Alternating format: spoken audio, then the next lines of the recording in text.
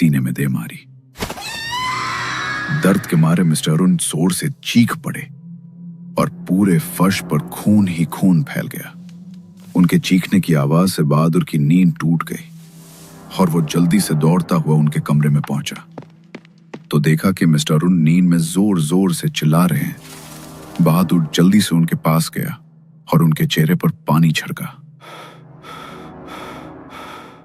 Mister Arun अचानक से हड़बड़ा कर उठे। उनका पूरा शरीर कांप रहा था। आप सच सच बताइए साहब, आपको क्या हुआ है? आज आप बहुत ही अलग बर्ताव कर रहे हैं। आज से पहले मैंने आपको कभी इतना डरा हुआ नहीं देखा।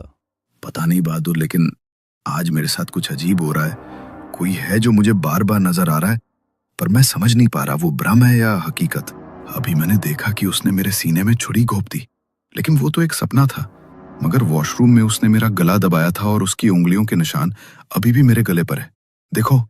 क्या नहीं तो साहब, आपकी गर्दन पर तो ऐसा कोई भी निशान नहीं है। लगता है आप किसी बात की टेंशन में हैं, इसलिए आपको ऐसे अजीब अजीब से सपने आ रहे हैं। आप बोलो तो मैं आज रात को आपके साथ ही यहीं पर सो जाता हूँ। हाँ, आज तुम यहीं पर सो जाओ। वैसे भी मुझे कल सुबह ध्वजारोहण के लिए जाना है। तुम आज रात यहीं पर सो जाओ। मिस्टर अरुण ने आज बहादुर को अपने साथ ही सुला लिया, लेकिन पूरी रात उन्हें नींद नहीं आई। कुछ घंटे बाद सुबह हुई तो मिस्टर अरुण ध्वजारोहण में जाने के लिए तैयार होने लगे। उन्होंने परफ्यूम लगाने के लिए जैसे ही अपनी परफ्यूम की बोतल उठाई तो उसमें गहरे लाल रंग का खून भरा हुआ था। बोतल में खून देखकर डर के मारे उनके हाथ से वो बोतल छूटकर नीचे गिर गई। क्या हुआ साहब? ये बोतल गिरकर कैसे टूट गई? आप साइड हो जाइए, मैं इसे साफ कर लेता हूँ, वरना आपके पैर में कांच लग जाएगा। इसके अंदर ये खून कैसे आया बहादुर? किसका खून है ये? खून? कैसा खून साहब? ये तो आपका परफ्यूम है। आपकी हालत मुझे बिल्कुल भी ठीक नहीं लग रही। आप ध्वजारोहण के बाद एक बार डॉक्टर के पास जरूर जाना। तुम क्या बोल रहे हो बहादुर? ये खून ही तो है। देखो तो किस तरह पूरे फर्श पर खून फैला हुआ है। बहादुर समझ चुका था कि अरुण को जरूर कुछ हुआ है। उसने जल्दी से फर्श से कांच के टुकड़े साफ किए और अरुण को एक गिलास पानी ला कर दिया। अरुण थोड़ा शांत हुआ और ध्वजारोहण के समारोह के लिए निकल गया। थोड़ी देर बाद वो वहां पर पहुंच गया। स्टेज पर उसे सम्मान के लिए बुलाया गया। मंत्री जी ने अपने हाथ में पकड़ा हुआ अवार्ड मिस्टर अरुण की तरफ बढ़ाया। तभी अचानक हर जगह अंधेरा छा गया और मंत्री जी का चेहरा उसी भयानक आदमी के चेहरे में बदल गया। अरुण ने उस अवार्ड को दूर फेंक दिया। ये आप क्या कर रहे हैं मिस्टर अरुण? आपने अवार्ड को फेंक दिया? आपके लिए इस अवार्ड का कोई सम्मान है या नहीं? हमने आपको यहां पे सम्मान पूर्वक ध्वजारोहण के लिए इनवाइट किया और आपको तो इस अवार्ड का सम्मान भी नहीं है। मैंने तुम्हारे साथ कुछ भी गलत जानबूझकर नहीं किया। प्लीज यकीन करो, मेरा इरादा कभी बुरा नहीं था। प्लीज अल्लाह के वास्ते रहम करके छोड़ दो मुझे। ये आप क्या बोल रहे हैं? कौन मर चुका है? ये सब क्या हो रहा है यहाँ पे? तभी अचानक फिर से अरुण को मंत्री जी का चेहरा बदलता हुआ दिखाई देने लगा और वही भयानक आदमी अब गुस्से में अरुण की तरफ देखने लगा। धीरे धीरे उसके कपड़े बदलने लगे।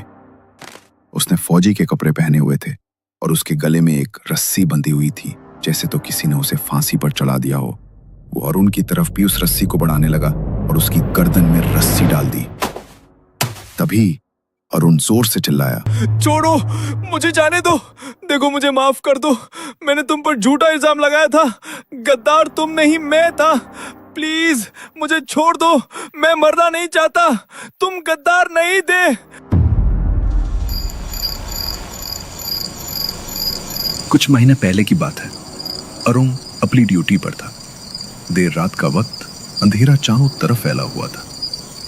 वो झाड़ियों के बीच छिपकर किसी से मोबाइल पर धीरे धीरे बात कर रहा था। आप बिल्कुल भी चिंता मत कीजिए सर, यहाँ किसी को मुझ पर जरा भी शक नहीं है। ये हिंदुस्तानी कभी नहीं जान पाएंगे कि मैं असली अरुण नहीं बल्कि पाकिस्तानी जासूस हूँ। जब तक इन्हें पता चलेगा कि असली अरुण को हमने बहुत पहले ही मार दिया था और मैं प्लास्टिक सर्जरी करवाकर इनके बीच रह रहा हूँ, तब तक मैं इनका सब कुछ जान चुका हूँगा। मैं यहाँ से अब तक कितनी अहम इंफॉर्मेशन आप तक पहुँचा चुका हूँ। मेरी वजह से इनका हर प्लान बार बार नाकाम हो रहा है। अरुण देश की फौज में छुपा हुआ एक बहुत बड़ा गद्दार था, पाकिस्तान का जासूस। लेकिन उस रात किस्मत ने उसका राज खोल दिया। उसी वक्त एक फौजी मनोहर वहां से गुजर रहा था। उसके कानों में अरुण की बातें पड़ी और उसका खून खौल उठा। अरुण, मैंने कभी सपने में भी नहीं सोचा था कि तू अरुण नहीं बल्कि उसके भेष में छुपा हुआ पाकिस्तानी गद्दार है। मैं तुझे एक सच्चा फौजी समझता था, लेकिन अब सुन ले, मैं चुप नहीं बैठूंगा। सबको बता दूंगा। तेरे जैसे गद्दार को, तेरे जैसे बहरूपिये को मैं अपने देश की मिट्टी पर सांस लेने ही नहीं दूंगा। देखो मनोहर, तुम्हें किसी के सामने मुंह खोलने की जरा भी जरूरत नहीं है। जितना चाहिए उतना पैसा दूंगा मैं तुम्हें। बस अपनी जबान मत खोलना। इस जबान को बंद रखने की मैं तुम्हें मुंह मांगी कीमत दूंगा। मैं तेरे जैसा गद्दार नहीं हूं। मेरे लिए मेरे देश से ऊपर कुछ भी नहीं है, समझा तू? अभी के अभी जाकर सब ऑफिसर्स को सच बता दूंगा। मनोहर गुस्से में वहां से निकला और सीधे ऑफिसर्स के पास पहुंचा। उसने उन्हें सब कुछ बता दिया, जो कुछ भी उसने अपने कानों से सुना था। लेकिन अरुण पहले से ही तैयार था। गद्दार मैं नहीं बल्कि ये है सर। और जब मैंने इसे रंगे हाथों फोन पर बात करते हुए पकड़ा तो इसने उल्टा मुझे ही फंसा दिया। ये देखिए सर, हमारे इन सभी इंपॉर्टेंट डॉक्यूमेंट्स की कॉपी इसके बैग से मिली है।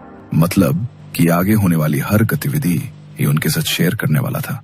अच्छा हुआ जो समय रहते पकड़ा गया। ये झूठ बोल रहा है सर। मैं गद्दार नहीं हूं। मैं अपने देश के लिए अपनी जान भी दे सकता हूं। गद्दार ये है, मुझ पर भरोसा कीजिए। मनोहर ने सबको समझाने की बहुत कोशिश की, लेकिन अरुण ने अपने झूठ का जाल पहले ही बुन रखा था और उस जाल में फंसकर सच की आवाज दब गई। मनोहर एक सच्चा देशभक्त, एक सच्चा फौजी, गद्दार करार दिया गया और उसी देश की मिट्टी पर फांसी के तख्त पे चढ़ा दिया गया। लेकिन मनोहर की आत्मा मुक्त नहीं हो पाई, क्योंकि वो जानता था कि असली गद्दार अब भी जिंदा है और सम्मान पा रहा है।